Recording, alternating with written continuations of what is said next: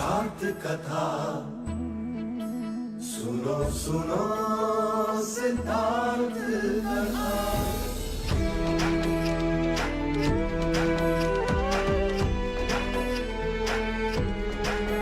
संसार में दुख का कारण क्या,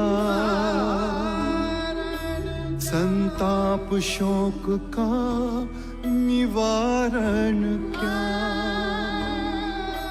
संसार में दुख का कारण क्या, संताप शोक का निवारण क्या। इस खोज में सब कुछ त्याग दिया, हर वैभव से वैराग लिया। वो सृष्टि से संयुक्त हुए, सिद्धार्थ से गौतम बुद्ध हुए।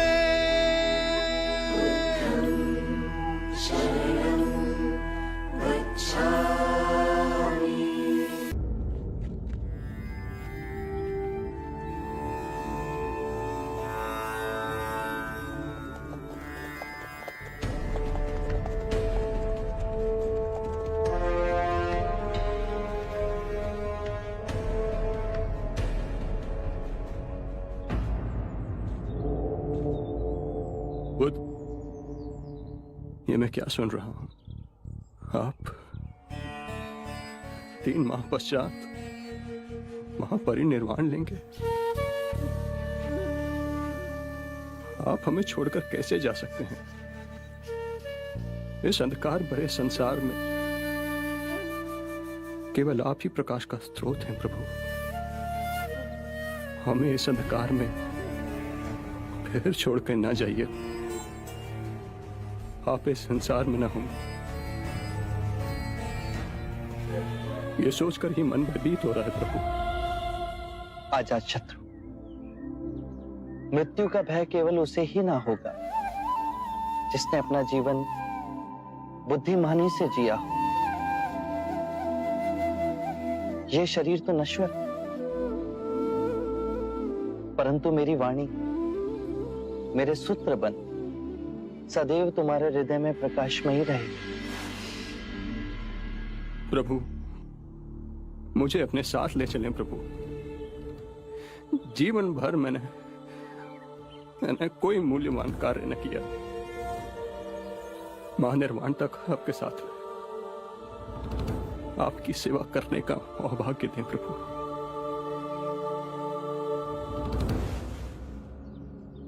आजाद शत्रु, यदि तुम मेरे साथ चल पड़े तो तुम्हारे प्राणों से भी अधिक प्रिय मगध का क्या होगा।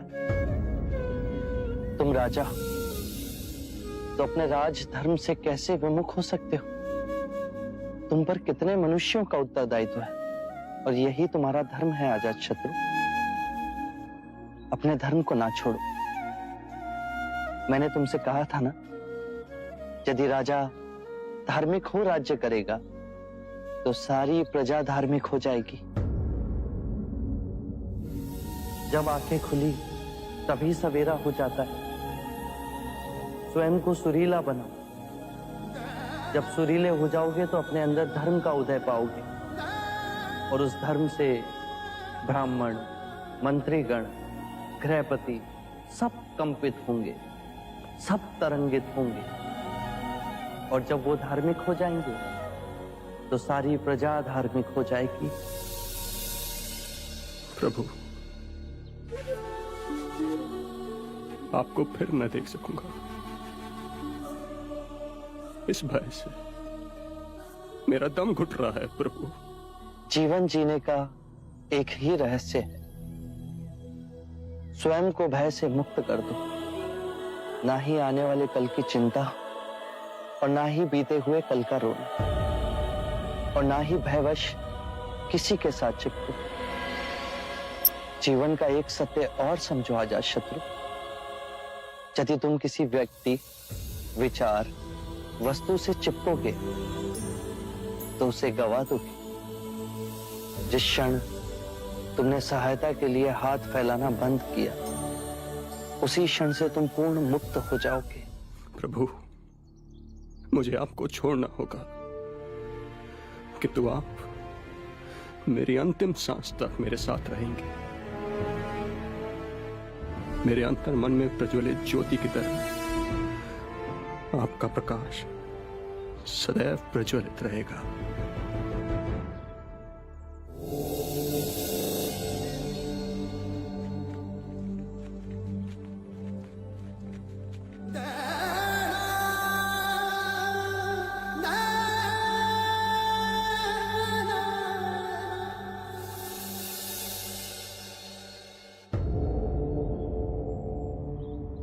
हम जैसे संसारी जीव आपके दर्शन पा कृतार्थ हुए। मेरे जैसे निम्न व्यक्ति का निमंत्रण स्वीकार कर हम सब पे बहुत बड़ी कृपा की। हम तो साधारण मानव हैं। क्या आप हम सबको धर्म के पद पे चलने का उपाय बताकर हम पर कुछ कृपा करेंगे? मेरी पत्नी की भी अभिलाषा है कि आप हमें जीवन जीने की निधि समझाएं। चंड, दाम्पत्य जीवन में सामंजस्य होना अति आवश्यक है। यदि पति और पत्नी के बीच में मधुर संबंध होंगे तो परिवार का सौभाग्य बढ़ेगा और परिवार का सौभाग्य फैलकर संपूर्ण मानव समाज को हर्षित करेगा। पति और पत्नी को सांसारिक रूप से ही नहीं अपितु धन कमाने की भावना और शरीर के बंधनों से ऊपर उठना होगा। पत्नी पति के ही शरीर का एक अंग है। पति को सर्वदा अपनी पत्नी का आदर करना होगा, उसे मान देना होगा। पति को भूले से भी किसी के भी सामने अपनी पत्नी का अपमान नहीं करना चाहिए। पतिव्रत का पालन पत्नी करती ही है। पति को भी पति धर्म का पालन करना चाहिए। उसे व्यभिचार से दूर रहना चाहिए। पत्नी की हर इच्छा को अपने हर निर्णय में सम्मिलित करना चाहिए। पत्नी का धर्म है पति से सर्वदा प्रेम करना। पति के परिवार को स्वयं का परिवार बनाना। उसके परिवारजनों के लिए सर्वदा अपने हृदय में प्रेम और सेवा का भाव रखना। अतिथियों का आदर करना। यदि परस्पर विश्वास से जिए तो परम ज्ञान की ओर एक साथ जाओगे। कृपा प्रभु, जीवन आपके दिखाए पथ पर चले, उसकी कुछ मूल नियम बताने का सौभाग्य दें। अच्छे मनुष्य की संगत करो। बुरे केवल वो हैं जो ध्यान पूर्वक नहीं जी रहे। वो तुम्हारा भी ध्यान छीन लेंगे। अपने आसपास ऐसा वातावरण बनाओ जिससे आत्मिक वृद्धि हो। जब अंतर्मन शुद्ध होगा तो आपके सभी कृत्य धार्मिक हो जाएंगे। जो भी करो, चाहे अपना व्यवसाय या गृहिणी का कार्य, उसे गहनता से समझकर उत्तम करने की चेष्टा करो। खाना भी पकाओ तो कार्य की तरह नहीं, अभूतपूर्ण अवसर की तरह। अपने और अपने पति के माता पिता, अपने बच्चों और आपके जीवन से जो भी जुड़े हैं, उनकी देखभाल करो।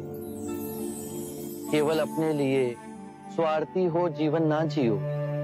अपना धन, वैभव, सुख, संपदा सब में बांटो। जुआ और नशे से दूर रहो। अपने अंदर नम्रता, कृतज्ञता और साधारण जीवन के पौधे को सींचो और उपजाओ। जब भी समय मिले भिक्षु से संपर्क कर ध्यान साधना का अभ्यास करो। उससे चिंता और कलेश मिटेंगे और आपके अंदर परम शांति का उदय होगा। स्मरण रहे, हर सवेरे जब आंख खुलती है तो हमारा नया जन्म होता है और इस दिन क्या करना है वो अत्यंत महत्वपूर्ण है।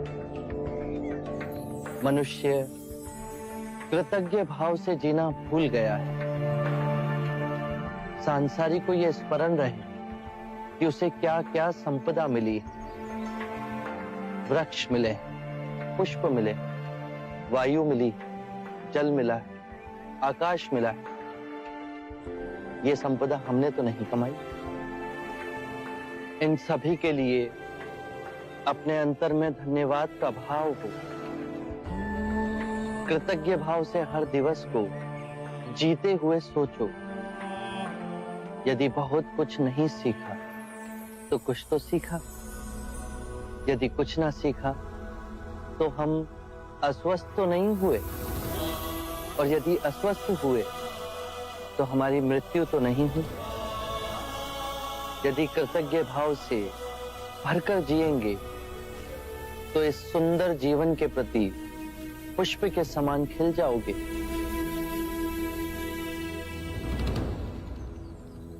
प्रभु, अब आप भोजन के लिए पधारें।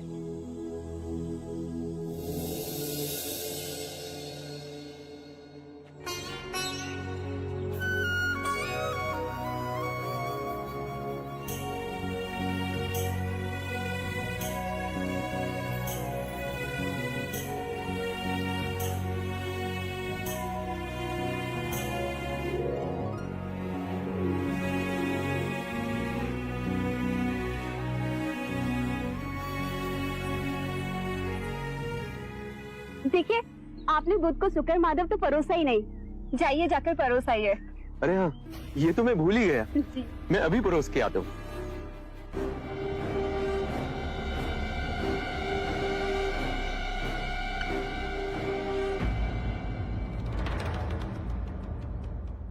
ये शुकर माधव तो मैं आपको परोसना भूल ही गया।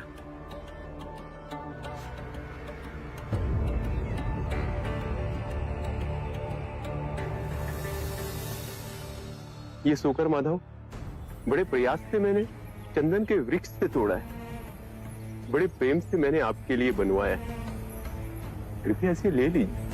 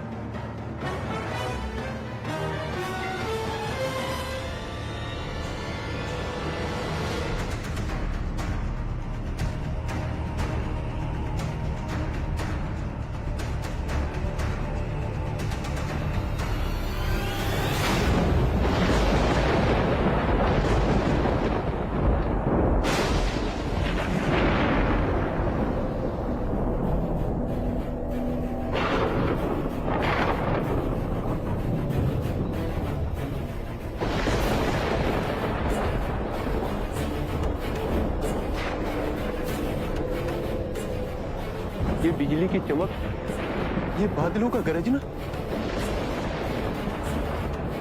ये वर्षा ऋतु का समय भी नहीं। चंद,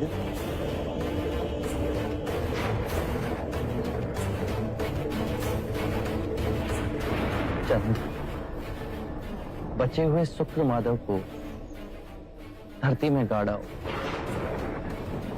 भूले से भी किसी को मत खिलाना।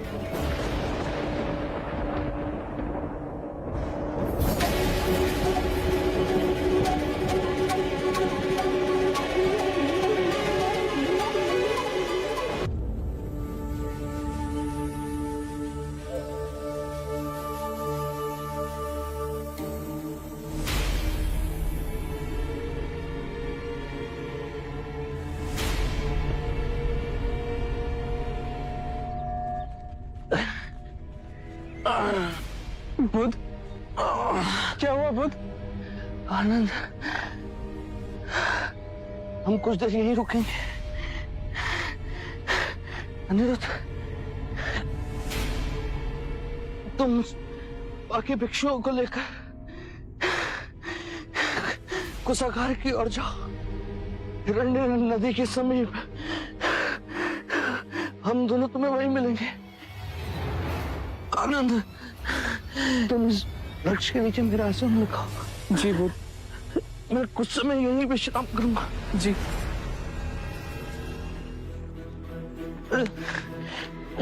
आइए बुद्ध।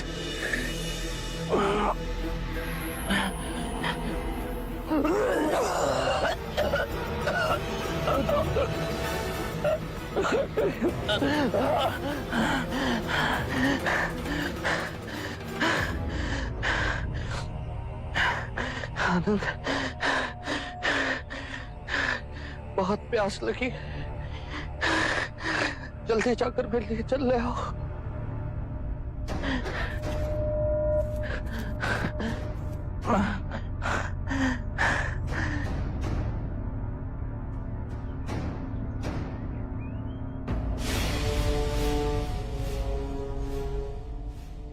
ऐसा गंदा पानी नहीं दे सकता मैं बुद्ध को।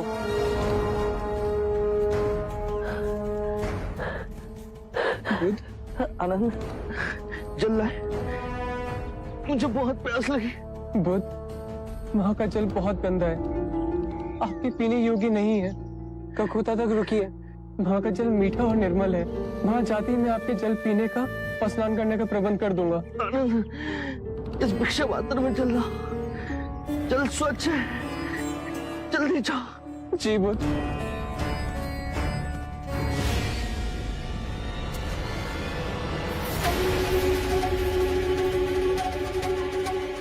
ये कैसे हो गया? भिक्षा पात्र डालते ही पानी शुद्ध हो गया। बुद्ध,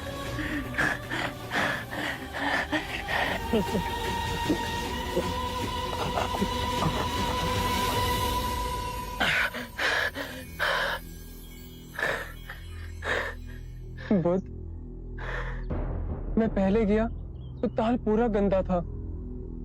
जब आपने दोबारा भेजा तो भिक्षा पात्र डालते ही पानी शुद्ध हो गया। ये अनोखी बात कैसे हुई? मेरी बात ध्यान से सुनो आनंद। हमारा सांसारिक शिष्य चंद, जिसके घर हमने भोजन किया था, वो मेरा अंतिम भोजन। लोग उस पर लांछन लगाएंगे, कहेंगे वो भोजन अयोग्य था। पर तुम उनसे कहना कि मुझे जीवन में 2 ही भोज अविस्मरणीय और रुचिकर लगे। प्रथम भोज जो मैंने परम सत्य पाने से पूर्व ग्रहण किया, और दूसरा जो महापरिनिर्वाण से पहले मैंने ग्रहण किया। चांद को व्यथा नहीं हो, उसे प्रसन्नता हो कि उन 2 भोजन में से एक भोजन उसने मेरे लिए परोसा था।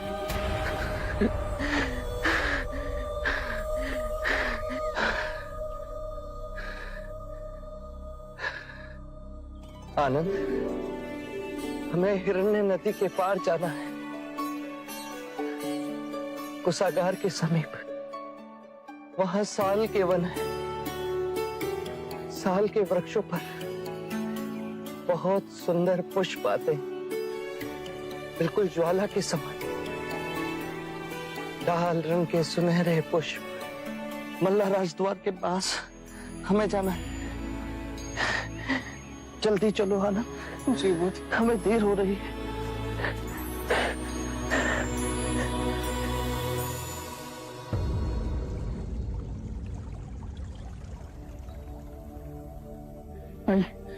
आराम से बुद्ध, आराम से।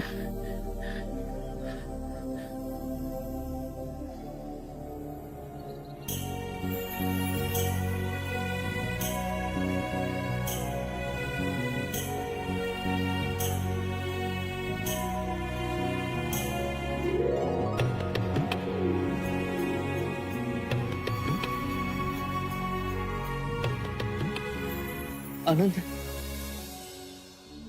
इन दोनों वृक्षों के नीचे मेरा बिछोना बिछा दो। मैं यही विश्राम करूंगा। जी बुद्ध। अनिरुद्ध,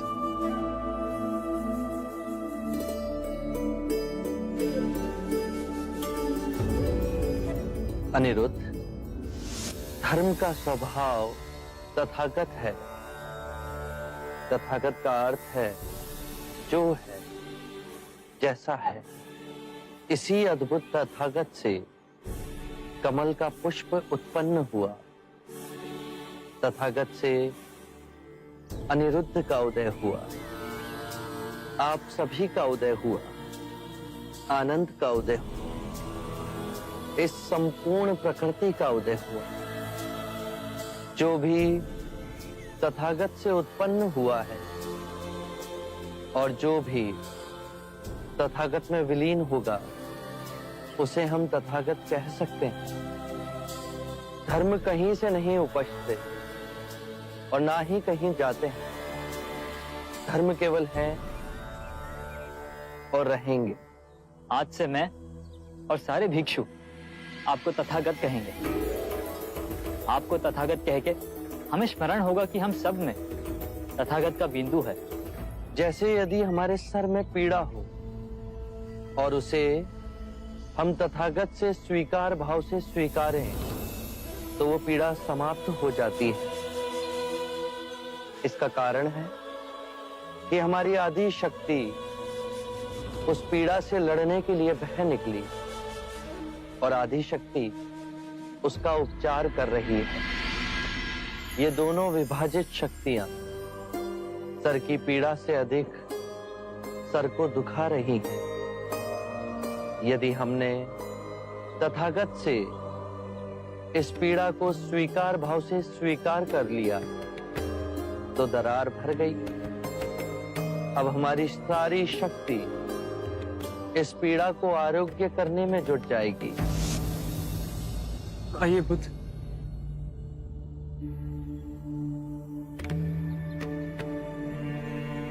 बुद्ध, अपने जीवन में अदृश्य सत्य को भी अपने में यथार्थ कर हम दीन आत्माओं को दिखाया है आप।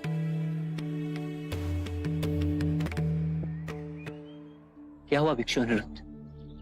आप तो धैर्यवान, फिर आज रो क्यों गए?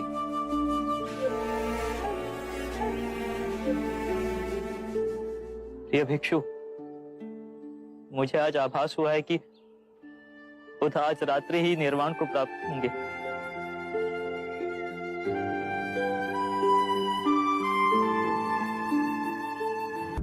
आनंद,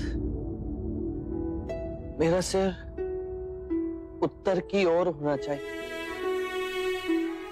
मैं दाईं ओर लेटूंगा। जी बुद्ध।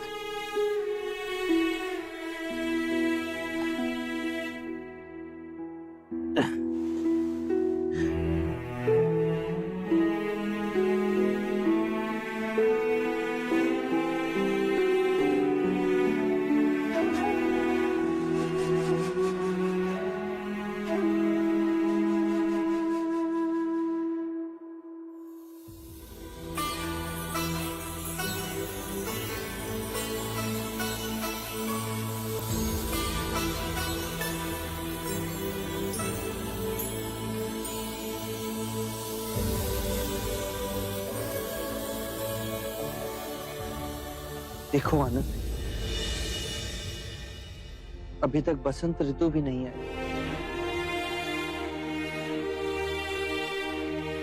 और इन शाल के वृक्षों पर कैसे लाल पुष्प भर इन्हें झुका रहे हैं। देखो कैसे ये पुष्प वर्षा की एक एक बूंदों के समान मेरे वस्त्रों पर बरस रहे हैं।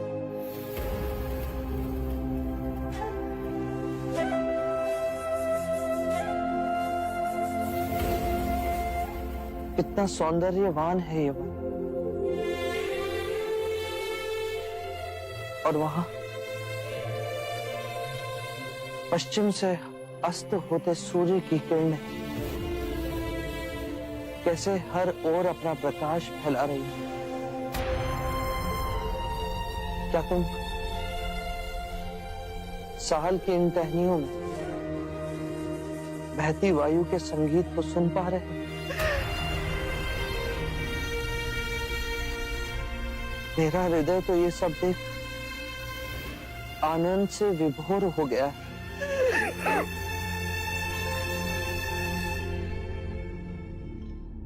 मेरे प्रिय भिक्षु, यदि तुम सच्चे हृदय से मेरे प्रति आदर और आभार व्यक्त करना चाहते हो तो धर्म को ही अपना कर्म बनाओ।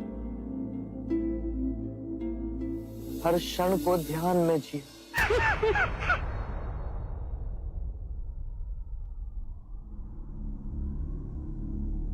अनिरुद्ध, आनंद कहाँ है? उसे बुला के लाओ।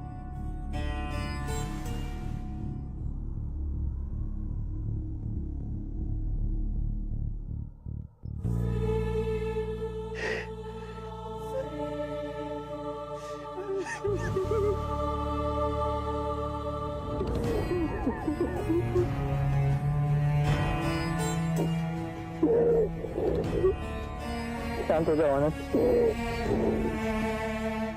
तुम्हें यूं रोता देख बुध व्यथित हो जाएंगे। शांत हो जाओ। चल, वो तुम्हें बुला रहे हैं।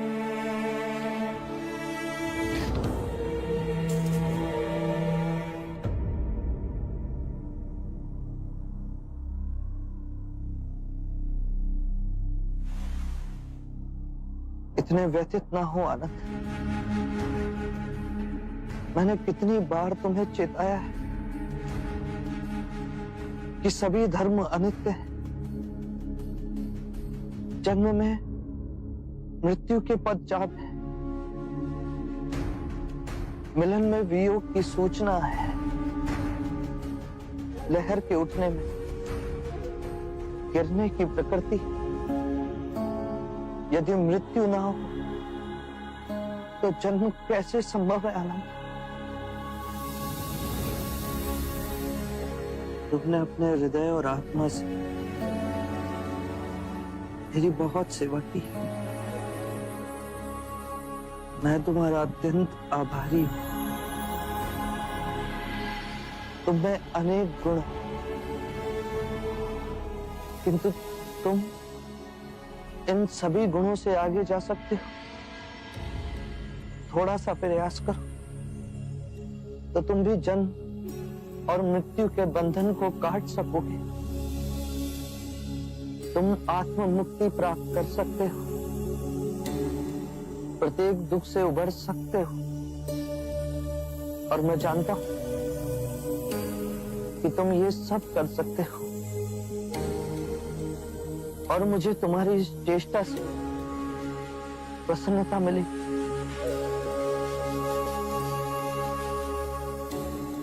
आनंद की 4 विशेषताएं हैं। वो नम्र वाणी बोलता है, उसे जो मिलता है वो उसमें प्रसन्न होता है। आनंद सबके लिए समान भाव से दयालु है, और आनंद का चुप रहना किसी को अच्छा नहीं लगता, मुझे भी नहीं। आनंद, तुमने कारण ना पूछ सर्वदा मेरी बात मानी। मेरे देह त्यागने के बाद बहुत से कार्य तुम्हें करने। तथागत, कृपया आप यहाँ दया ना त्यागिए। कुशीनार मिट्टी के घरों से बना एक छोटा गांव है। आपके महान निर्वाण के लिए इससे कहीं अधिक श्रेष्ठ स्थान है। राजगृह है, आपकी प्यारी श्रावस्ती है, कौसंबी है, वाराणसी है। कृपया ऐसे स्थान का चयन कीजिए जहां आपको अधिक से अधिक लोग देखने के लिए आए और आपके अंतिम दर्शन पा सके। आनंद, कुशीनारा तथागत को बहुत रुचिपूर्ण लगा।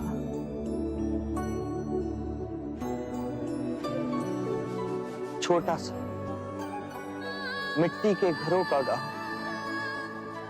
साल के वृक्षों से वर्षा की एक एक बूंदों की तरह टपकते हुए ये पुष्प। आनंद, देह त्यागने से पहले देखो मुझ पर किस तरह बरस रहे हैं।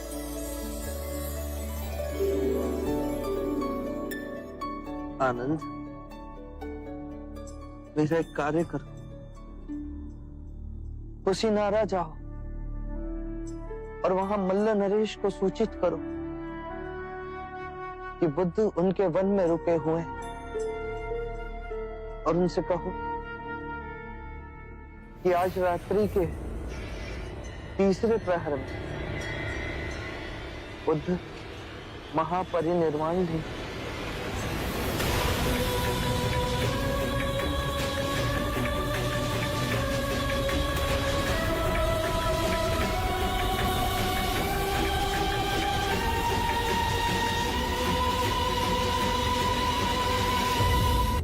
आज रात्रि के तीसरे पहर अब महापरिनिर्वाण लेंगे। हाँ आनंद, इसीलिए शीघ्र अतिशीघ्र मल्ल नरेश को सूचित करो। यदि मैं आपको छोड़ गया और नहीं आनंद, रात्रि के तीसरे प्रहर से पहले नहीं। मैं भावी समय में देख रहा हूं, मेरे महापरिनिर्वाण के पश्चात कहीं मल्ल नरेश ये ना कहे कि मैंने उनके ही वन में महापरिनिर्वाण लिया और उन्हें सूचित भी नहीं किया गया। जब तक आनंद है आपकी हर इच्छा पूर्ण होगी बुद्ध। मैं अभी जा मलाजा को सूचित कराता हूं।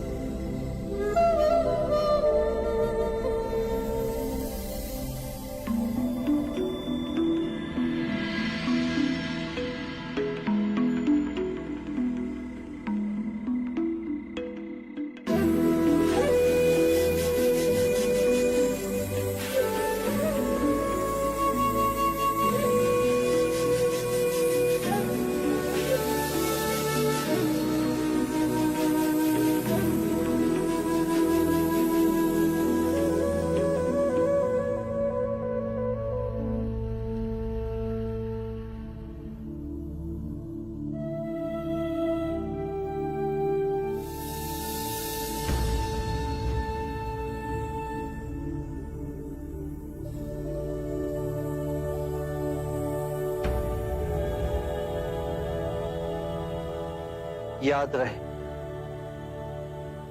मेरा मार्ग संसार से विमुख होने का मार्ग नहीं। मुझे उस प्रारब्ध पर विश्वास नहीं जो मनुष्य के अच्छे और बुरे कर्म से अछूता है। मुझे उस प्रारब्ध पर विश्वास है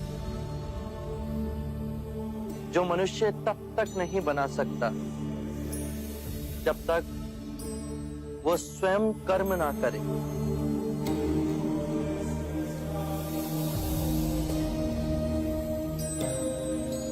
हमने मां समान पृथ्वी को दुखदाई बना दिया। संपूर्ण संसार दुख और पीड़ा से तड़प रहा है, परंतु ये संसार दुख और पीड़ा का संग्रह नहीं। इस संसार में बुद्ध का निवास हो सकता है, किंतु उसके लिए हमें स्वयं बुद्ध को जगाना होगा। और अब उसका उत्तरदायित्व आप सब पर है।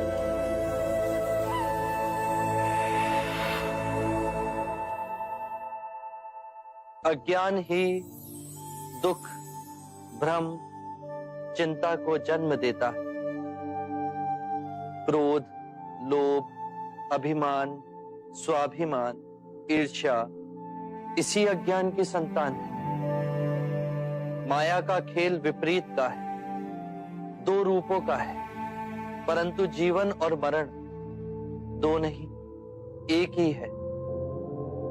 हमें इस भ्रम को दूर करना है। यदि एक बार यह भ्रम दूर हो गया तो हम अपना संपूर्ण जीवन कारावास में नहीं, स्वतंत्रता में जी सकते हैं। शील, समाधि, प्रज्ञा और आर्य अष्टांग मार्ग से इस भ्रम को दूर किया जा सकता है। एक बार पुनः दोहराता हूं, सम्यक ज्ञान, सम्यक विचार, सम्यक वाणी, सम्यक कर्म, सम्यक आजीविका, सम्यक प्रयास, सम्यक चेतना और सम्यक एकाग्रता।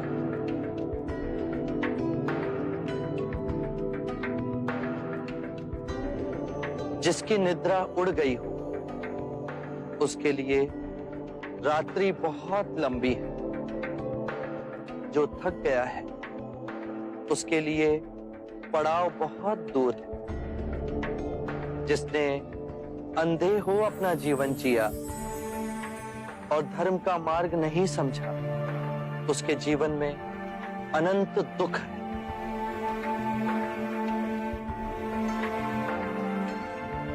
किसी भी बात पर, चाहे वो आपने कहीं पढ़ी हो या किसी महानुभाव का कहना हो या मेरे ही कहे हुए वचन ही क्यों ना हो, सहजता से विश्वास मत करना। जब तक वो तुम्हारी बुद्धि, तुम्हारे विवेक और तुम्हारे सामान्य समझ की कसौटी पर खरा ना उतरे।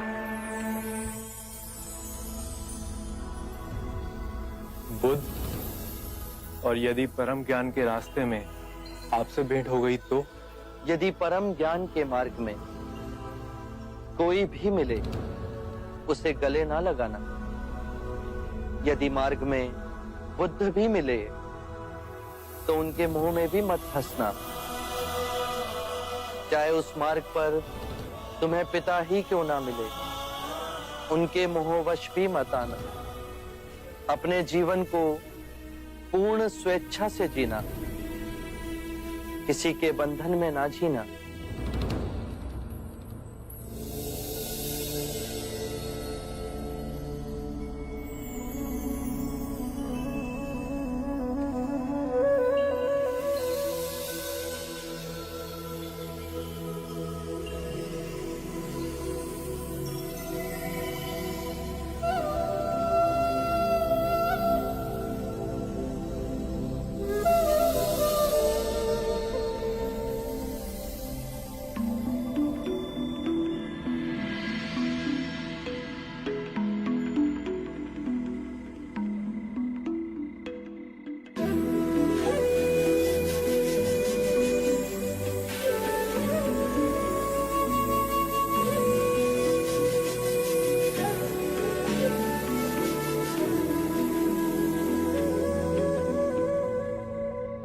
मानव के आध्यात्मिक इतिहास में बुद्धा के समान विशाल, निर्भय और निस्वार्थ गुरु इस सृष्टि पर अब दोबारा नहीं आएंगे। जो करुणामयी हमारे ध्यान में आकर के हमें परम ज्ञान सूत्र समझा गई। जो प्रेमवश हमें अष्टांगिक मार्ग का संदेश सुनाकर चले गए। जो काल का चक्र चीर आने वाली शुभ मानवता को भी धर्म के पथ पर चलने की दिशा दिखा गए।